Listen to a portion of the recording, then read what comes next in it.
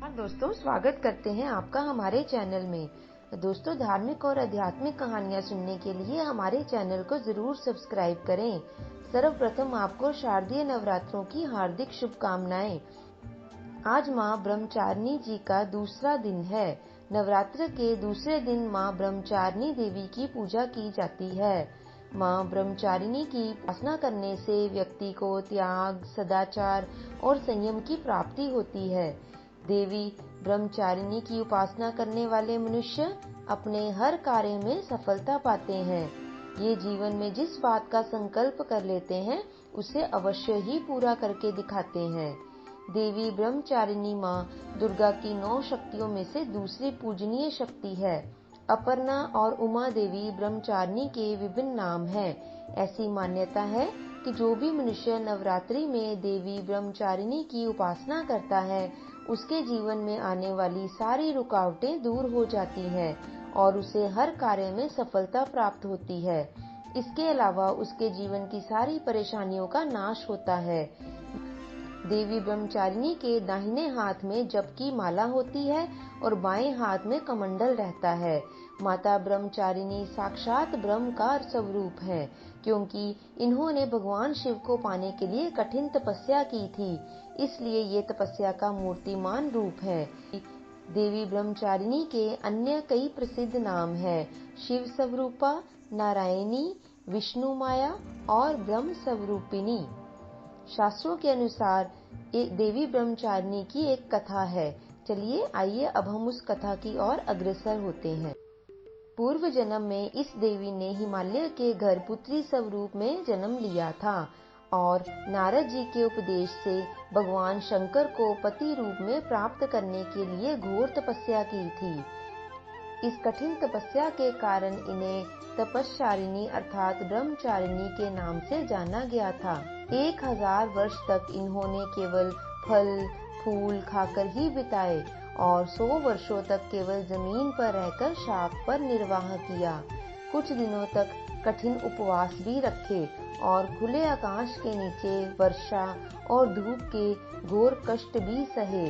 3000 वर्षों तक टूटे हुए बिल्व पत्र खाए और भगवान शंकर की आराधना में मगन रही।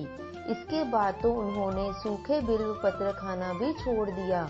कई हजार वर्षों तक निर्जल और निराहार रहकर तपस्या करती रही। पत्तों को खाना छोड़ देने के कारण ही इनका नाम अपर्णा पड़ गया था। कठिन तपस्या के कारण देवी का शरीर एकदम क्षीण हो गया।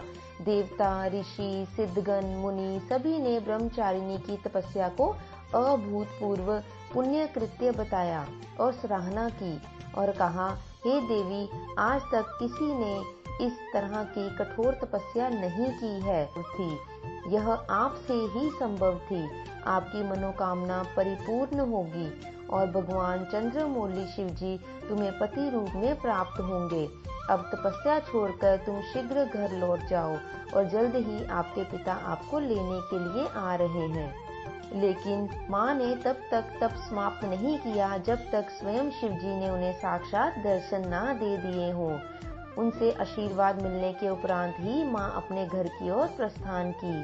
माँ की कथा का सार यह है कि जीवन के कठिन संघर्षों में भी अपने मन को विचलित नहीं होने देना चाहिए और जो आप ठान लेते हो उसे आपको करके ही दिखाना चाहिए। मार्ग में चाहे कितनी भी परिस्थितियाँ, कितनी भी कठिन परिस्थितियाँ भी क्यों ना आए, परंतु आपको अपने मन में जो आपने दृढ़ निश्चय किया है उसे पूर्ण अवश्य करना चाहिए। माँ ब्रह्मचारिणी देवी की कृपा से सर्व सिद्धि प्राप्त होती है। नवरात्रि के दूसरे दिन माँ ब्रह्मचारिणी की पूजा अर्चना होती है। माँ का ये स्वरूप मंगल ग्रह का स्वामी है।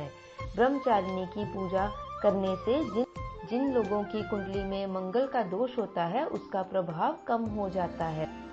दोस्तों, नवरात्रों की इन 9 देवियों के नाम इस प्रकार हैं: शैलपुत्री, जिसका अर्थ है पहाड़ों की पुत्री; ब्रह्मचारिणी, जिसका अर्थ है ब्रह्मचारिणी जी; चंद्रघंटा, इसका अर्थ है चांद की तरह चमकने वाली; कुष्मांडा, इसका अर्थ है पूरा जगत उनके पैर में है; स्कंद माता, इनका अर्थ है कार्तिक स्वामी जी की माता; कात्यायनी, इनका अर्थ है कात्यायन आश्रम में जन्मी; कालरात्रि, इनका अर्थ है काल का नाश करने वाली। महागौरी, इनका अर्थ है सफेद रंग वाली माँ।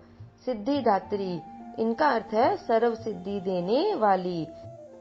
दोस्तों, माँ दुर्गा की 9वीं शक्ति का नाम सिद्धिदात्री है। यह सभी प्रकार की सिद्धियां देने वाली है और इनका वाहन सिंह है, जिसे शेर की सवारी भी कहा जाता है। और कमल पुष्प पर ही ये हमेशा आसीन रहती हैं। नवरात्रि के 9वें दिन ही इनकी पूजा की जाती है। बोलो जय ब्रह्मचारिणी मैया की। तो दोस्तों, नवरात्रों की आपको हार्दिक शुभकामनाएं और माता रानी आप पर अपनी कृपा को बरसाए रखे और आपकी सभी मनोकामनाएं पूरी करे। तो दोस्तों, यदि आप हमारे चैनल पर नए हैं तो इसे सब्सक्राइब भी करें और बेल आइकन को प्रेस करना मत भूलिए, ताकि नई कहानी की नोटिफिकेशन आपको जल्दी से मिल जाए। अगली बार एक और नई कहानी के साथ आपके समक्ष उपस्थित होंगे। तब तक के लिए अपना ध्यान रखें, स्वस्थ रहें, खुश रहें और माता रानी का गुणगान करें। कहानी को अंत तक देखने के लिए आपका बहुत बहुत धन्यवाद।